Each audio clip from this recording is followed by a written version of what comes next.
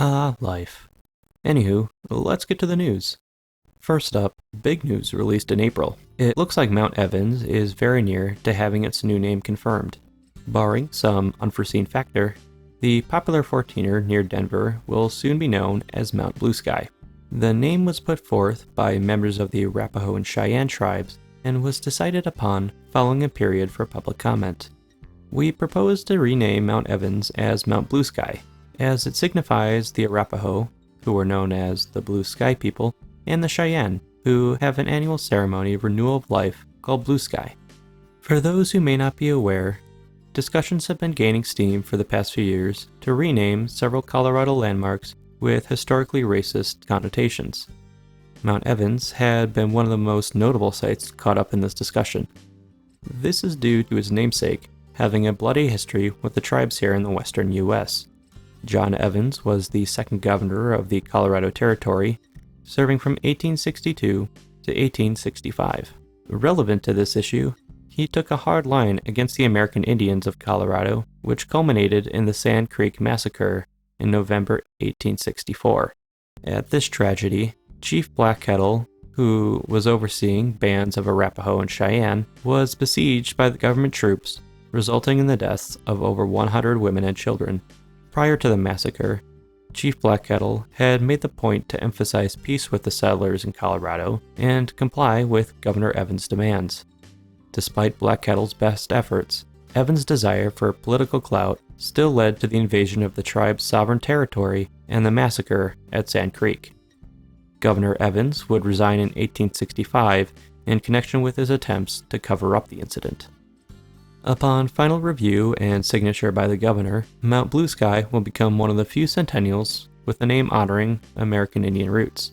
It'll join notable 14ers, Mount Chavano, Mount Tawabash, Uncompahgre Peak, and Huron Peak, as well as 13er Mount Ouray. With the summer high season for mountain hiking kicking off, the reservation and fee systems for the most popular trailheads are in full swing. Quandary Peak has its shuttle reservation system, Mount Evans, Pikes Peak, as well as Longs Peak and Mount Meeker in Rocky Mountain National Park will all fall under these categories.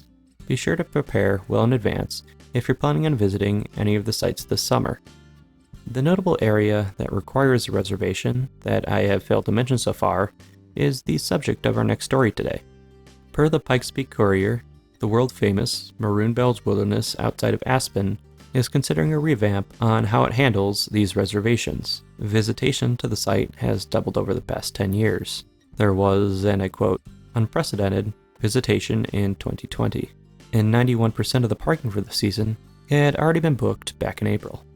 What the new plan will look like isn't certain yet, as the project is in its earliest stages. Proposals on the table include reservations for backpacking the wider wilderness, spreading out the permits over the summer instead of the first-come, first-serve system, as well as bike traffic in the area being reviewed. Aspen Area Public Works has taken comments from the public, and I'll be sure to keep you all updated with any decisions made. Now, to what I believe is the most important story of the month. Starting July 9th, local Manitou Springs man, Bob Salem, will attempt to push a peanut up Pikes Peak. Per KRDO, this will be accomplished via a contraption strapped to his nose. Here's how I visualize this will go. Okay, maybe a little more efficient than that, but it'll be close. This feat is being done to help celebrate the 150th anniversary of the founding of Manitou Springs. 3 individuals have attempted this very trial in the past. Mr. Salem hopes to finish up this impressive endeavor by Sunday, July 17th. World-renowned mountain climber and Colorado legend Gerry Roach has recently released the 4th edition of his book, Colorado 14ers From Hikes to Climbs.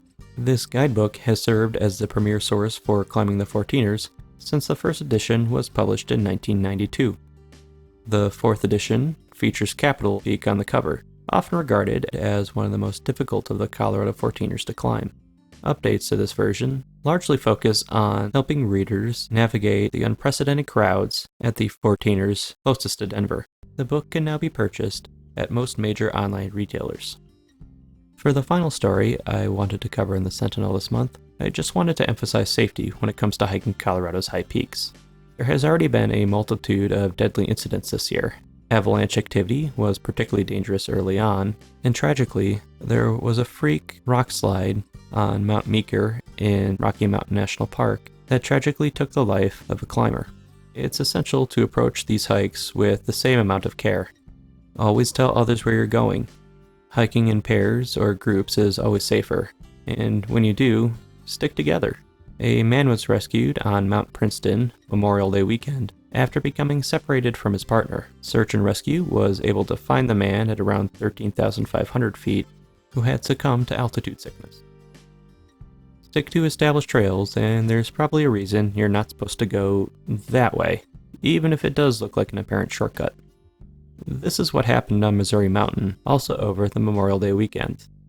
A man thinking he could save time by descending the eastern ridge of Missouri Mountain instead found out waiting around for search and rescue takes a lot longer than just going back the way you came.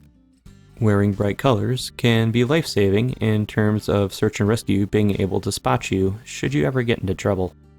On June 3rd, a hiker wearing particularly dark clothes found this out the hard way on the privately owned 14er Culebra Peak. He ended up having to spend the night in the backcountry there, as search and rescue was unable to locate him. Along those lines, be prepared to spend a night out in the wilderness should something go wrong. Carrying a GPS system that is capable of two-way communications is also invaluable. On June 27th, this helped a hiker in the Maroon Bells get rescued after he got stuck in a particularly dangerous scree field. Plan your trips, prepare your supplies, and people. Make sure you've got them, ideally with you or at least aware of your movements. Now that the heavy stuff is out of the way, I'm adding a segment here at the end that covers fun little curiosities connected with the Centennials, a lightning round of sorts. I won't get into these stories nearly as extensively as the main segments. However, I wanted to at least bring these up and provide the links to the stories should you like to learn more. All links will be in the description below. On June 26th, Robin Shute won the 100th running of the Pikes Peak International Hill Climb.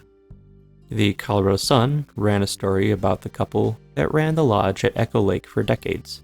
Despite their long connection to Mount Evans and Echo Lake, the couple may soon be forced to give up their livelihood, as Denver Mountain Parks looks to move in a, quote, different direction. Per the article, they don't exactly know what this direction is going to be yet. Out There Colorado recently spotlighted a group of awesome women who took on 4 challenging 14ers in 2 back-to-back days. Hint to the hiking nerds out there, it's not the Decalibron or the peaks of the Chicago Basin. They're working together under the brand name Babs Outside. The group looks to make outdoors adventures more user-friendly. They state that they're mediocre and proud, and wish to speak to that very audience. Ted Mahone wrote a piece for the Aspen Times, recounting his hike up Mount Elbert, the highest point in the state. The twist? He took a less popular route to find some solitude. The Trek.co sat down with popular hiking guide creator, the Virtual Sherpa, for their Backpacker Radio Show number 156. Virtual Sherpa's YouTube channel is well known for hiking the 14ers and Centennials in Colorado, but he also features hikes from the Northeast US to Hawaii. Check out the link below for the interview. And finally, Alamosa News released a profile on June 9th featuring Loretta McElhenney, the queen of the 14ers. She has spent the last 33 years with the National Forest Service and is currently their 14ers program manager. Find out more about her amazing career above 14,000 feet and which 14er she considers her favorite in the article below. And that's a wrap for July. Thanks for tuning in, and I hope to see you next time. With any luck, that'll be August, but, you know, life. Stay safe out there, and until next time, I'll see you over on the next summit.